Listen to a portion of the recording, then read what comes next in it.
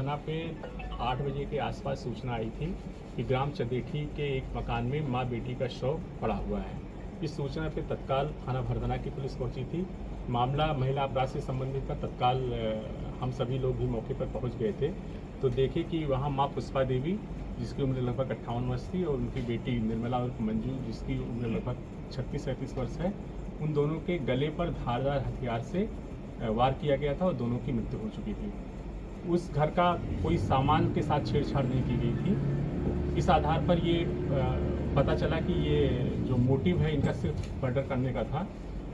जब परिजनों से बात की गई, चूँकि उनके पिता और दो जो भाई थे मृतका मंजू के, ये बाहर रहते हैं, नोएडा में और पुणे में नौकरी करते थे। उनसे बात हुई तो उनसे पता चला कि इनके ससुराली जनों से इनका विवाद चल रहा है। एक चीज़ ये गांव से पता चली थी कि इनके यहाँ 2 दिन पहले 15 तारीख को एक लाल रंग की स्कूटी से कोई व्यक्ति आया हुआ था। हम लोगों ने सीसीटीवी फुटेज देखा और उस स्कूटी की पहचान करी, और फिर हमारी जो एसओजी सर्विलांस की टीम है, हमारे थाने की टीम है, इन लोगों ने उसको शिनाख्त कर लिया कि ये व्यक्ति कौन है। आज पुलिस मुठभेड़ में मुकेश यादव, जो रहने वाला कुर्रा मैनपुरी का है, ये इसे गिरफ्तार किया गया है। इसके पैर में गोली लगी हुई है। इससे जब पूछताछ की गई तो इसने पूरी घटना को सिलसिलेवार बताया। दरअसल मंजू उर्फ निर्मला की शादी 26 अप्रैल 2021 में किसनी थाने के सत्येंद्र के साथ हुई थी। जब ये शादी होकर के गई है तो वहाँ आपसी कोई मनमुटाव हुआ किसी बात को लेकर के, और 3-4 महीने के बाद ही ये बेटी आकर के अपने मायके में रहने लगी। एक मुकदमा इसने घरेलू हिंसा का और भरण पोषण का इटावा के पारिवारिक न्यायालय में दायर किया था। उसमें 3 अगस्त को 7,000 रुपये प्रतिमाह मेंटेनेंस देने का और जो पूर्व की रिकवरी है 3 लाख रुपए, उसे अदा करने के लिए माननीय न्यायालय ने आदेश किया था।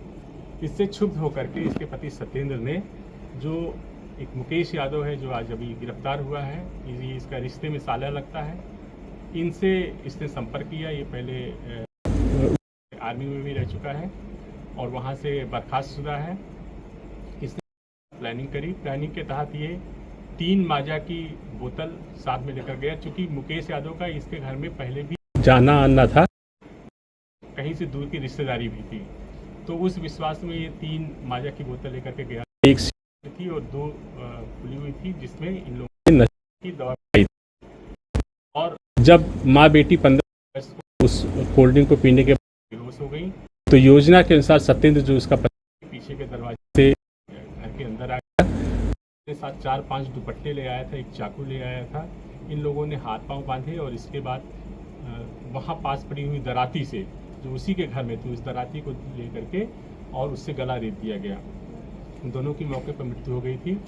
और सत्येंद्र ने इसको 2.5 लाख रुपये मुकेश यादव को दिया था और बोला कि तुम फरार हो जाना और जहाँ तुम रहोगे वहाँ मैं आ जाऊँगा।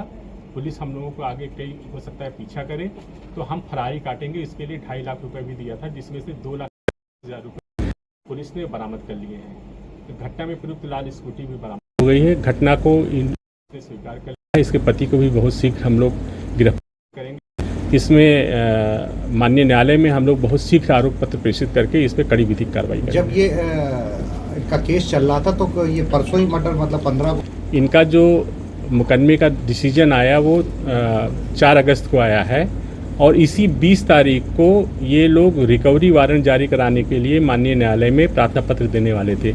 ये बात सत्येंद्र को पता थी। सत्येंद्र और मुकेश की मुलाकात 13 तारीख को, जो 13 तारीख है, इसी दिन जो है माननीय न्यायालय में मिली थी। तो ये चाह रहे थे कि उस प्रार्थना पत्र पढ़ने के पहले मैं इसको इनकी हत्या कर दूं। और वो सास से भी बहुत नफरत करता था। सत्येंद्र का मानना है कि ये जो सास है हमारी, इसी बेटी हमारे यहाँ नहीं आ रही, हम रिस्ट्रिक्शन हुआ है, तो इसलिए वो उन दोनों को क्या किस पद पर है? ऐसे किसी सरकारी सेवा में नहीं है, सामान्य ग्रामीण जीवन है उनका। मुकेश का बैकग्राउंड क्या रहा है? मुकेश का ये बता रहे हैं सफाई कर्मचारी सत्येंद्र। मुकेश जो है ये आर्मी में रहा है पहले, और 5-7 साल वहाँ नौकरी किया है। वहाँ से इसका कोर्ट पार्सल हुआ था चोरी मामले में, वहाँ से ये इसे डाला गया था। वर्तमान में ये आकर के कुर्रा में अपने घर पे रहता था।